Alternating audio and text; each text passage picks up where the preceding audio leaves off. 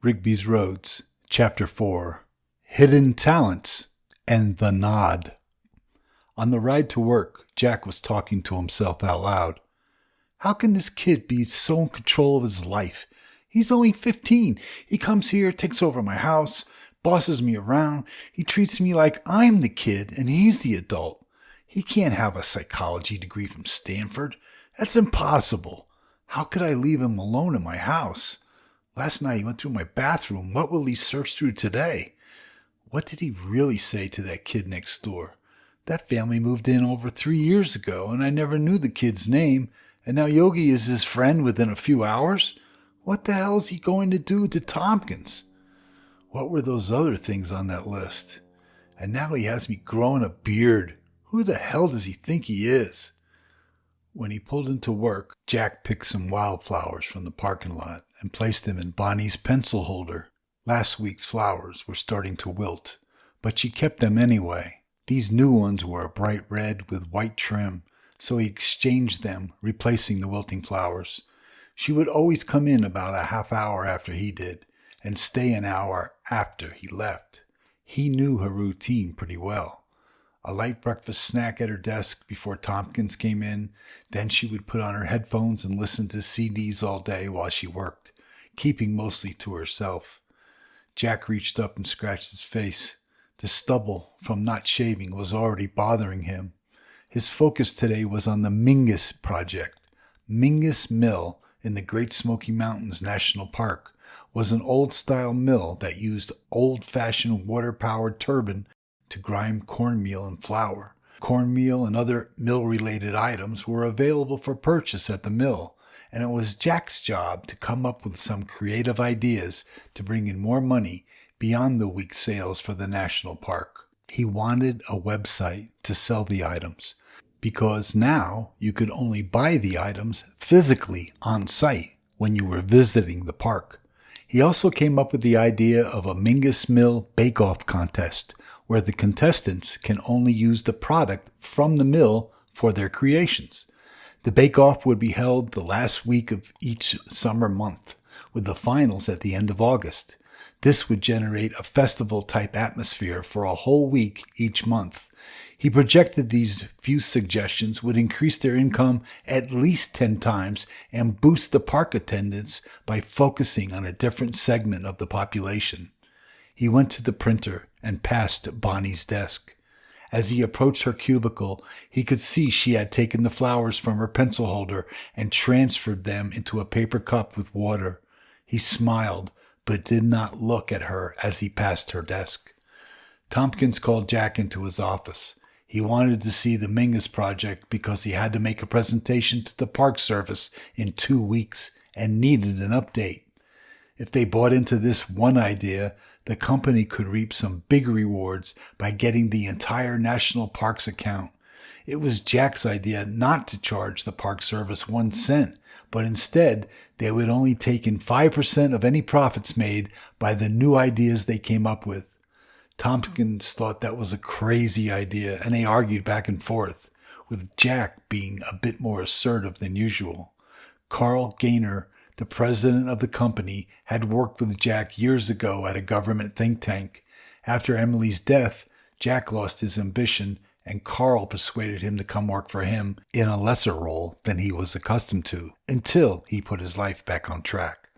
Although Jack relegated his ideas as a channel through Tompkins, it suited him fine to be second banana, but Tompkins' self-serving attitude was beginning to weigh heavily on Jack. Jack continued the rundown on Mingus and presented some ideas about other park services that could be expanded. He and Emily had been to many of the national parks, as they were avid campers, and the ideas came easy to him from past experiences. He stated, "Look, it's 2002 and everybody is making their own website. The parks have a site, but they are not using it to sell their merchandise." Tompkins warmed up to the idea and told Jack, "I'm going to have Bonnie work with you on this since Ted and Doug will be in San Diego next week, so it'll be up to you and Bonnie to finish this one on your own." Jack's head perked up when Bonnie's name was mentioned. This would be the first time they worked on a project together, He always sent his work to Ted and Doug, who would later enlist Bonnie to complete the finished presentation, but Jack never worked directly with her. It was Tompkins' job to present the final production to the client. He was a true salesman and could sell refrigerators to Eskimos. During lunch, Jack read the State of Colorado Motorcycle Operator's Handbook and the Writer's Course Workbook. It had a lot of diverse information to absorb. It was filled with fascinating facts that seemed logical, but until now, he had no idea how important they were. Jack read out loud, "The front brake is more powerful than the rear and provides 3/4 of the total stopping power. You need to apply both brakes at the same time every time. Never ride in other vehicles' blind spots. Motorcycles leave a smaller footprint to be seen by other drivers. When behind a car, ride in the center portion of the lane so you are visible to that driver through their rear view mirror. When passing parked cars, stay toward the left of your lane, avoiding surprise pullouts or the sudden opening of car doors. When it is raining, ride in the tire tracks left by the cars because there is less water there, giving you better traction. Always look ahead for loose gravel, dirt, or sand, especially on curves." He read the booklets a second time and highlighted the important bits of knowledge. He approached Bonnie after lunch and smiled at her. "Hi, Bonnie. Looks like we'll be working on the Mingus project together. What time is best for you?" "Oh?" she replied, unaware of the new responsibility. "Yes, Doug and Ted will be in San Diego all next week, and Tompkins said you and I will be doing it." "Doing it?" Bonnie smiled as she raised her eyebrows and gave him a look that stopped him cold. After an embarrassing pause, his face turned red, and he stammered, "The project. We're working on the project together." "Mornings," she replied with a slight grin. "Mornings are best for me," she repeated as she picked up a flower from the cup and smelled it, while she smiled at Jack's embarrassment. As he walked back to his desk, she heard him mumble a self-imposed, "Damn," and that delighted her. After lunch, Jack considered that he should make the effort to bring home dinner, but wanted to check with Yogi first. He called his house several times, hoping Yogi would answer, but the line was busy whenever he called. He must be online with the computer. At 4 o'clock, Jack headed home and he was hungry. He called ahead and ordered an assortment of Chinese food to be delivered. Jack thought that Yogi would rather have Burger King or Taco Bell, but he had this sudden urge for Chinese. When Jack pulled into the driveway, he saw Jerry, the kid next door, with some of his friends, repairing the fence they had kicked in, replacing the broken slats with new ones. 2 other kids were at the other end, painting it. He looked at Jerry, who was eagerly waving at him. Jack started to raise his hand and wave back, but he caught himself and changed his response to the serious nod instead. It truly was a moment of gratification. He took in all of the emotions of the scene from both sides: respect, remorse, fear, power, esteem. It was a psychology lesson he would never forget, and all because of a simple nod and a kid with his thumb on the pulse of the world. Just as he thought, when he opened the door, Yogi was on the computer, banging away at the keyboard. He told Yogi, "I tried to call you, but the line was busy. Can you write down your cell phone number for me?" "No can do, Mr. Rigby." "Why not?" He questioned him in a perturbed manner. "I won't write it down. That would leave a trace of evidence." Jack snapped back. "That doesn't make sense, because if I call you, it will leave a record with the phone company anyway." "Nope, I have that covered. The phone company has no records of any calls to or from my phones. I programmed the phone company computers to run a stealth program to make me non-existent. So, there are absolutely no records that my phone exists." "No way!" Jack exclaimed in an unbelievable tone. "Yes, way." Yogi reached down into his baggy pants pocket and pulled out a cell phone. "Here, this is for you. It's already programmed. I'm number 1 on the speed dial, and Uncle Bob is number 50. Check this out." Yogi punched speed dial number 1, and the phone LED screen showed a phone number. "See this number on the screen? It's Domino's Pizza, but it really calls me. That way, if any of the phones fall into the wrong hands, there's no trace back to anybody. Jack was stunned. Why go to this level of secrecy? It sounds like James Bond. Yogi replied, cell phones are going to take a fantastic leap in a few years from now.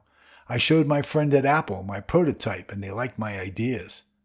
Apple? The computer company? I know some engineers that work there. You'd be surprised what they have in the pipeline. It was a challenge to create something that nobody ever considered before. It gives me a sense of accomplishment, pride, and it's fun to create things like that. Jack smiled. I know exactly what you mean. Yogi continued. Now listen carefully. Use the speed dial only. Whatever you do, don't use this phone to make a regular phone call. If you do, it's programmed to call every speed dial number and contact every one of my phones automatically. Understand? Jack was curious. So these are the Y phones that Wheels mentioned? Bingo, Yogi replied with a smile. Creating my own phone system was number 14 on my list of 50. Jack shot back. Why, to cheat the phone company? No, to create my own communication system. The doorbell rang and it was the Chinese food delivery. Jack opened the door and paid the delivery boy. The boy looked over Jack's shoulder and yelled out, Yogi! And then started speaking Chinese. Yogi replied back in Chinese, and the two of them spoke for a few minutes while Jack stood there, listening to the strange dialect, mesmerized by yet another talent that this kid had. He could speak fluent Mandarin Chinese. When they said goodbye and the door closed, Yogi brought the food to the table and started to dig in. Jack was amazed. How the hell do you know how to speak Chinese? My next-door neighbors were Chinese, and I picked it up playing with their kids. It came in handy when I earned my psych degree from Stanford, because a second language was a requirement for the degree. Jack stood frozen with astonishment. Yogi was no longer just a kid to him. He was slowly becoming a mentor for him, an example of what could be done with the right frame of mind. They talked during dinner about the motorcycle manuals. Yogi would throw questions at him, and Jack would come back with the answers. It was surreal, this tutoring of the minds in juxtaposition. After dinner, the conversation turned a bit more serious as Yogi quizzed him about his boss, Tompkins. Some questions were about Tompkins' family, hobbies, and general things that had nothing to do with work. Yogi led Jack to questions about teamwork, company goals, and recognition.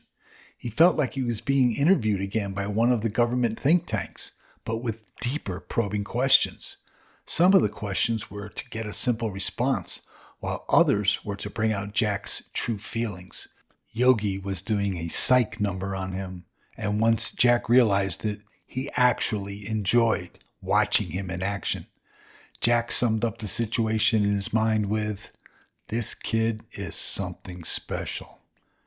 Tuesday morning, Jack was actually a bit more bubbly than his usual self, and Yogi noticed. "You look a little more cheerful today," Yogi stated. "I am," he replied. "I am actually looking forward to work today. I'll be working with a new person on a special project." "What's her name?" Yogi asked. Jack countered. "How do you know it's a her?" Yogi laughed. "I heard what you said, working with a new person on a special project. But I think what you meant was you'll be working on a new project with a special person." Jack looked at Yogi and he tried unsuccessfully to hold back his smile. "Her name is Bonnie." He knew that kid was dialed into his subconscious. Yogi laid out the plans for the day. "The paper wasn't stolen this morning, so we'll watch again tomorrow. Oh, and there's an interesting letter to the editor you might be interested in reading." "All right." Jack was excited. "That was from my list of 50. Yogi continued. "Since you have the written part of the motorcycle test nailed, tonight you'll do a road class with Uncle Bob, and he'll get you ready for Thursday night." "What's Thursday night?" Yogi informed him. "You'll be starting your 4-day Rider's Edge New Riders course. It's a program sponsored by Harley and the Motorcycle Safety Foundation. It's on the agenda." Jack was curious. Can I see that agenda again? Yogi's phone rang. Yo. Okay. No. When? Yes. Okay. Bye. That was Uncle Bob, and he wanted to know if you'll pass your test. Jack raised his eyebrows as if to ask, will I? Yogi assured him, you'll be ready. On the ride to work, Jack laid out his plans for the day, picked some more flowers, talked with Doug about Bonnie and what it's like to work with her, asked Doug about Bonnie's strongest and weakest skills, review the Mingus project, and find out from Doug if Bonnie is seeing anyone. No, I couldn't ask that. That would start rumors and make her uncomfortable. He approached Bonnie's desk with the freshly picked flowers, but quickly put them behind his back as he saw her already sitting there. She was typing away with her headphones on, and she didn't notice him. He wouldn't force his hand yet, even though he suspected that she knew. It wasn't like him to force an issue, especially with a woman he was innocently flirting with. He retreated and threw the flowers away in the coffee area, carefully covering them up with garbage from the trash can. Jack approached Doug, who was within earshot of Ted. Can I see you for a few minutes about the Mingus project? Jack motioned toward an open conference room, and after Doug went in, Jack closed the door behind him, unaware that Ted had followed them across the office. Doug looked at Ted, staring through the window at them. Doug asked, Don't you want Ted to sit in on this? He was caught off guard. No, yes, I guess. Jack felt caught and opened the door for Ted, who looked flustered. I'm so sorry, Ted. Please join us. I just wanted to know about Bonnie's work habits, so I'll know how much to guide her or leave her alone with the Mingus project. That's all. I didn't mean to leave you out. Ted nodded his head at Jack. It was a seething nod of giant proportions with a deeper meaning. Jack had become a victim of the nod, but under different circumstances. He learned this nod thing has more than one use. Their impromptu meeting only lasted a few minutes. They had nothing but praise for Bonnie's work. Jack approached Bonnie with an air of confidence as she worked on her computer. Good morning, sunshine. Is now a good time, or do you want to work on it later? She continued to type and never said a word. Then he realized she had her headphones on, so he tapped her lightly on the shoulder. She turned and removed her headphones, making direct eye contact. He looked like a deer caught in the headlights and stumbled with, Hi, is now a good time, or... And he trailed off, not finishing his sentence. She looked amused by his nervousness. We can do it now, she said, trying to bite her smile from appearing. He timidly tried to change the subject. What are you listening to? She replied, It's a mix of this and that. I made it myself, downloaded them from the internet. He questioned her with a sincere concern. Isn't that illegal? What are you going to do, arrest me? She asked with a posture of confidence and an all-knowing smile. The internet is changing every day, and I'll bet that they will figure out a legal way to download all music someday. Jack was flustered. This girl came out swinging when put on the spot. He had never seen such a reversal of attitude like this in his life. 1 minute reserved, quiet, the next minute outgoing and in charge. He wasn't ready for that, but he liked it. Maybe I could listen to it sometime, he asked clumsily. Do you have a CD player at your desk? She inquired. No, yes, it's at home getting cleaned. Getting cleaned? She laughed with a sarcastic look. I spilled some coffee on it yesterday and took it home. He reached for her CD player and picked it up. This looks exactly like mine. Where did you get it? Target. He was confused. Target? Target, she rectified. Oh yeah, mine too. He turned it over and looked at the model number and kept repeating it to himself. XPR 220, XPR 220. Bonnie changed the subject back to work. So how do you want to do this?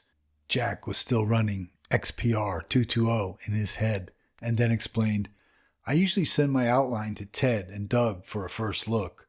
They spin out some bullet points, followed by a meeting where I add some options to their general ideas. Then we brainstorm a little bit, And then they run a first draft, and I guess they turn it over to you for cleaning up. Cleaning up? She blurted out in a resentful tone. Is that what they told you in your meeting before? He took a step back as he realized Ted and Doug took more credit in their meeting than what actually happens. Jack's eyes danced back and forth, searching for the right comeback. I'm sorry, did I say cleaning? I meant to say creating. She looked at him over the top of her glasses, and it was a powerful stare that sent the hidden message of him wrongfully underestimating her. Jack realized that look belongs in the same category somewhere with the nod. Are you growing a beard? She asked in a confused voice. He tilted his head. Yeah, I'm thinking about it, he boasted. Jack didn't like the way the conversation was going. He looked at her and changed his tone in a more boss-like approach. Let's go over that project tomorrow. I need to gather a few more notes. He avoided her the rest of the day, not wanting to even make eye contact with her.